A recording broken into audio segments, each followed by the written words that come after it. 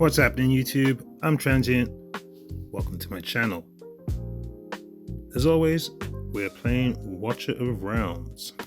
Guys, it's Thursday. Hope you're all doing well.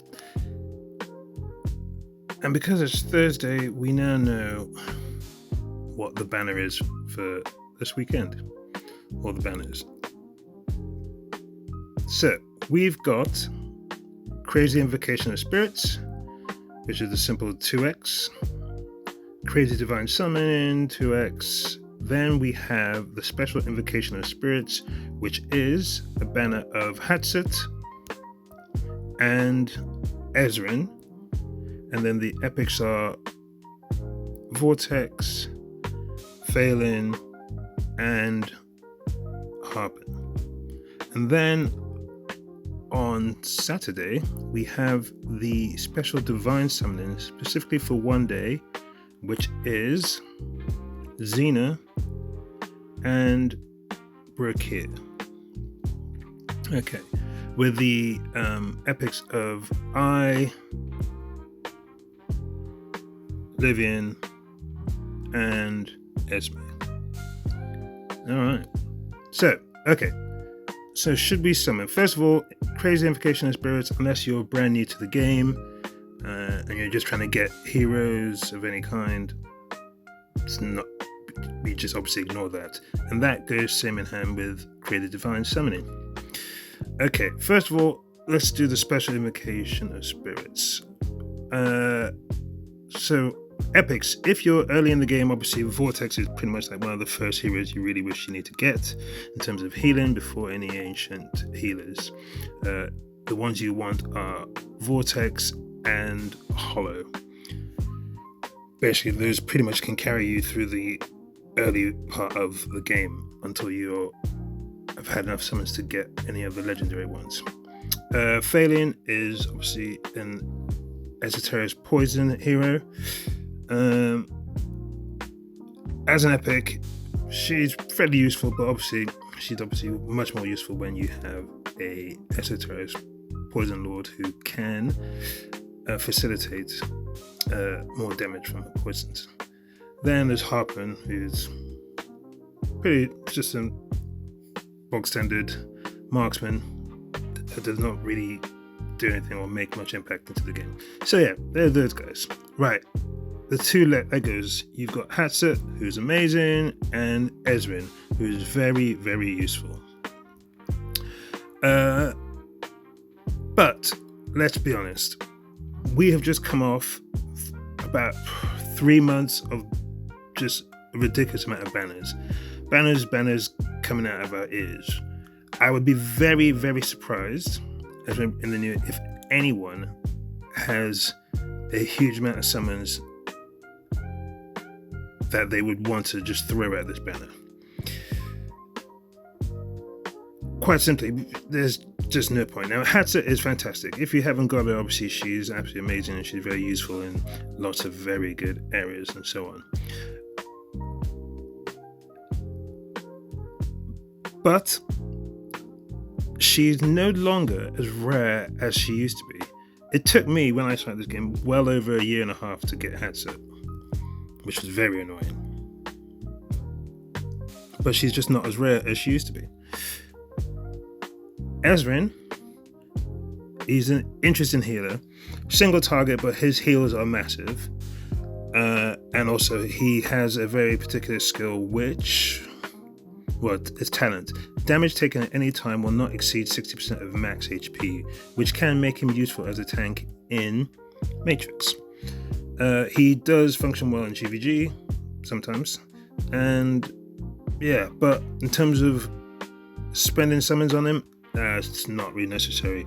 The healers you would want to throw your summons at are Eloin, Nerissa, and Airless. And Diao Chan, but Diao Chan is a special case. But there's other three, those are the ones you'd want to throw your summons at. The other healers that you pick up randomly, that's just a bonus. So yeah, for basically in that case, taking that into consideration, this banner is a hard skip. Everyone should be saving. Okay, then the Divines. Brookhair, great tank. But with the new tank who's just come out, I mean, obviously not everyone's going to have that guy. What's his name? Khadgrim. But Khadgrim is now the number one tank in the game. But if you don't have Khadgrim, to be honest, Brookhair is fantastic. But, I mean, Olag still functions pretty well in that case. So Brookhair is not really anyone you need to throw your summons at. So I would skip that. Xena, she is very powerful. I actually don't have her yet. She's very powerful and she's very niche. And she facilitates very niche strategies for certain things, for like gear dungeons and so on. But is she necessary? No, she's not. She just simply isn't. In terms of epics, Eye is amazing in lots of places. Livian, everyone should pretty much have her. Even someone who's, when you start early, she's guaranteed a epic you will get very quickly. Esme, poison, but doesn't really get any major use, but if you're early in the game as a piercer, I'm sure she will be useful. So, should you summon on this banner? No. It just isn't worth it. So, yeah. Now, why should you save even if you have, for example, a few summons and you're early in the game and you want to get Hatsup because she's brilliant? Well, because although a lot of us Westerners had our New Year 8 days ago, with China, it's slightly different. The Chinese New Year is in February. I think specifically this year, Chinese New Year falls on the 17th of February till around the 3rd of March. And last year's Chinese New Year, so Chinese New Year 2025, do you want to remember who the hero who was released was, or the heroes? I will happily tell you. They were... Where is she? Oh, there she is. Diao Chan and Lu Bu. I don't have Lu Bu, but it's Diao Chan and Lu Bu. Diao Chan obviously was the limited, and Lu Bu was ancient exclusive. Now, based on that, so we know that obviously Chinese New Year, there is precedent has been set for Moonton to go big and give us big new heroes.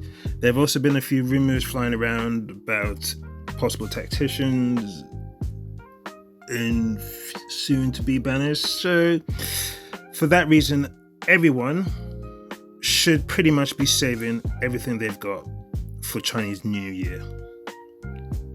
So, I would imagine that after this weekend, or at least in a week or two, they're going to start giving banners for heroes who have historically been very, very important, and probably still are to an extent. Maybe heroes or lords like, for example, maybe Praetus, maybe Ivar, maybe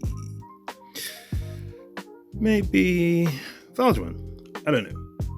And with that, perhaps we also know that Anora is coming in on the 15th. And she's coming obviously as limited. So for people who don't have her, that might be something you might be tempted to get. But whatever you do, know that Chinese New Year is around the corner. And with that, it's likely to be something very, very big. And at the same time, it's Chinese New Year, because Chinese New Year, if it's on the 17th, if I'm not mistaken, don't I say that's when it comes out this year? Yeah. So, Chinese New Year will kind of fall in and around Valentine's Day. And Valentine's Day in this game, they have a tendency of the same, it all falls in together. So, you have Diao Chan and Lu Bu, who are lovers, Valentine's Day and Chinese New Year last year, and I think the year before was Lust and Arrogance. So the game, they have this tendency to couples in and around the Valentine's Day, and they're also very, very powerful.